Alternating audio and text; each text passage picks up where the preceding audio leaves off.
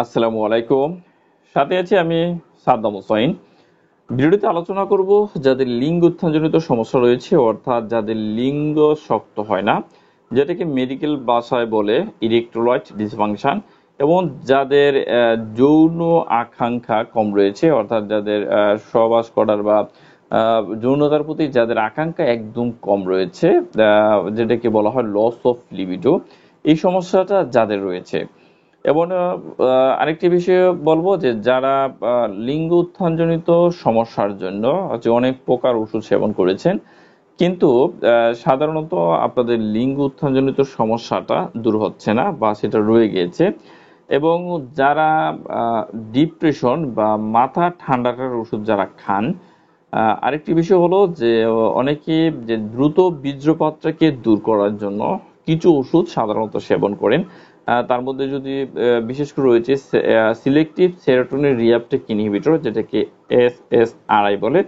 যেমন আপনার সার্টালিন হাইড্রোক্লোরাইড, এসিটালোপাম, তারপরে আপনার রয়েছে ক্লোরোমিন হাইড্রোক্লোরাইড, আপনার পেরোক্সিটিন রয়েছে, ডেপোক্সিটিন রয়েছে, ক্লোরিডাইপ্রিন হাইড্রোক্লোরাইড রয়েছে। এই ওষুধগুলোকে সাধারণত আপনারা যারা খাচ্ছেন, খাওয়ার ফলে দেখা যাচ্ছে যে আপনাদের দ্রুত বীর্যপাতটা রোধ হয়েছে, মাথা ঠান্ডা হয়েছে, কিন্তু আপনাদের যৌন আকাঙ্ক্ষা যেটা রয়েছে সেটা কিন্তু একদম কমে গেছে। অর্থাৎ আপনার লিঙ্গটা আগের মতো আর শক্ত হচ্ছে না। এক আর দ্বিতীয় হলো যে আপনার যে যৌন আকাঙ্ক্ষা রয়েছে, স্ত্রী সহবাসের প্রতি আপনার যে আগ্রহটা ছিল সেই আগ্রহটা দূর হয়েছে।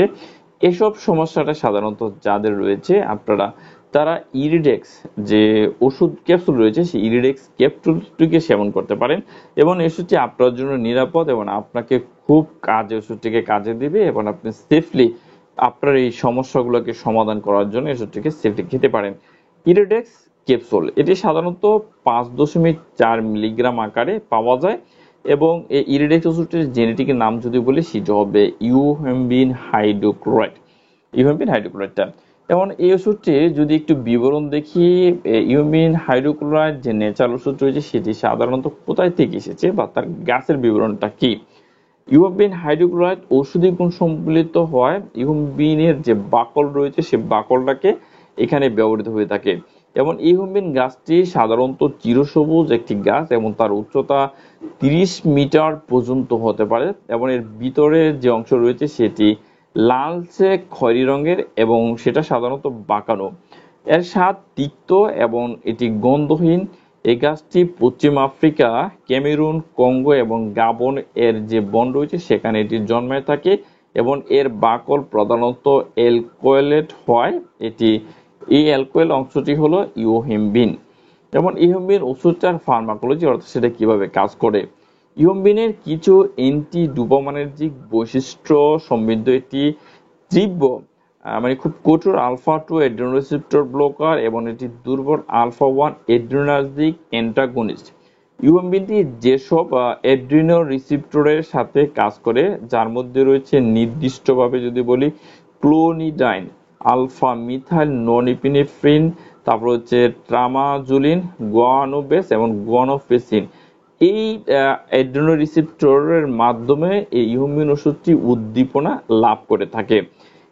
এবং এটি যেসব যোগের সাথে কাজ করে তারা হচ্ছে অবস্থায়কৃতভাবে, যেমন নন ইপিনেফ্রিন এবং ইপিনেফ্রিন দ্বারাও কিন্তু উদ্দীপনা তৈরি করে। এই সাধারণত যে ইউহিম্বিনটি, ইউহিম্বিন ইলেকট্রোলাইট ডিসফাংশন ব্যবস্থাপনায় বা ইলেকট্রোলাইট ডিসফাংশন চিকিৎসায় খুব মানে কার্যকরী, নিরাপদ এবং উপকারী একটি ওষুধ রয়েছে। Alpha two adrenergic receptor blocking অ্যাকশনের মাধ্যমে এই ওষুধটি selective serotonin receptor reuptake inhibitor, যেটাকে এসএসআরআই অর্থাৎ অ্যাসিটালোপ্রাম, সার্টালিন হাইড্রোক্লোরাইড, তারপরে ডেপোক্সিটিন, পেরোক্সিটিন, ক্লোরোমিন হাইড্রোক্লোরাইড যে ওষুধগুলো রয়েছিলাম, তারা খাওয়ার ফলে যৌন আকাঙ্ক্ষাটা হ্রাস হয়েছিল, এবং আপনার যে লিঙ্গটা শক্ত অর্থাৎ ইলেকট্রোড ডিসফাংশন হয়েছিল। এই জাতীয় ওষুধের সমস্যাটায় বা এই সমস্যাটা হচ্ছে কার্যকরীর জন্য খুব বেশি উপকার করে থাকে, এবং কার্যকরী সমাধান আপনাকে দিতে পারে এই ইউহেম্বিন বা ইরিডেক্স ওষুধটি।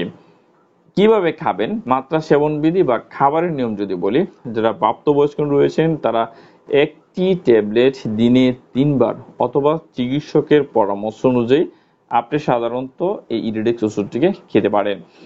অন্য ওষুধের সাথে মিথস্ক্রিয়া বা ওষুধের ইন্টারেকশন কি বা অন্য ওষুধের সাথে কি ধরনের পার্শ্ব প্রতিক্রিয়া তৈরি করতে পারে। যদি বলি ইরেডেক্স বা ইউএমবি এন্টি হাইপারটেনসিভ যে ওষুধ রয়েছে তার হাইপারটেনসিভ যে অ্যাকশনটাকে রয়েছে সেটাকে বাধা দিতে পারে। অর্থাৎ আপনার যদি উচ্চ হাই ব্লাড প্রেশার বা উচ্চ রক্তচাপ থাকে, আপনি যদি উচ্চ রক্তচাপের কোনো ওষুধ খেয়ে থাকেন, হাই ব্লাড প্রেশারের যদি ওষুধ খেয়ে থাকেন, সেই ওষুধের সাথে যদি আপনি ইউএমবিন বা ইরেডেক্স ওষুধটাকে একসাথে খান, তাহলে দেখা যাবে যে আপনার হাইপার টেনশনের যে ওষুধটা সেটার কাজটাকে কমিয়ে দিতে পারে। ফলে আপনার ব্লাড প্রেশারটা নিয়ন্ত্রণ রাখাটাও কিন্তু একটি বাধা তৈরি করতে পারে। এছাড়া ফার্মাসিউটিক্যাল এমএও অর্থাৎ মোনোঅ্যামাইন অক্সিডেটিভ ইনহিবিটরের ওষুধের সাথে যদি আপনি ইরেডেক্সটাকে খান, সেক্ষেত্রে মোনোঅ্যামাইন অক্সিডেটিভ ইনহিবিটরের যে কাজ রয়েছে সেই কাজটাকে বৃদ্ধি করে দিতে পারে। প্রতি নির্দেশনা কন্ট্রাইন্ডিকেশন বা কারা এই ওষুধটিকে খেতে পারবেন না। এই ওষুধ মূলত যাদের লিভার বা যকৃত এবং কিডনি রোগে আক্রান্ত যারা রয়েছেন, যাদের যৌনাঙ্গ অথবা প্রোস্টেট গ্ল্যান্ডে তীব্র ইনফ্লামেশন রয়েছে, প্রদাহ থাকে, এবং যাদের গ্যাস্ট্রিক বা ডিউডেনাল আলসার রয়েছে, এসব রোগে আক্রান্ত যেসব রোগী রয়েছেন তারা সাধারণত যে ইরিডেক্স ওষুধটিকে খেতে পারবেন না, তাদের জন্য এটি নির্দেশিত নয়, অর্থাৎ কন্ট্রাইন্ডিকেশন। পার্শ্ব প্রতিক্রিয়ার মধ্যে প্রথম যেটা রয়েছে সেটা হচ্ছে এনজাইটি স্ট্রেস, অর্থাৎ এটাকে দুশ্চিন্তা তৈরি করে। ইরিডেক্স ওষুধটি এটা করতে পারে। ইলিভেটেড ব্লাড প্রেশার, যাদের হাই ব্লাড প্রেশারটা বা রক্তচাপটা বৃদ্ধি পেতে পারে। জেনথেমা হতে পারে। নৌশিয়া, যেটা বমি বমি ভাব রয়েছে। একটু হলো ইনসোমনিয়া, অর্থাৎ আপনার ঘুমের ব্যাঘাত ঘটতে পারে, যেটাকে নিদ্রাহীনতা বলে। টেকিকার্ডিয়া, হার্টবিটটাকে কমিয়ে দিতে পারে।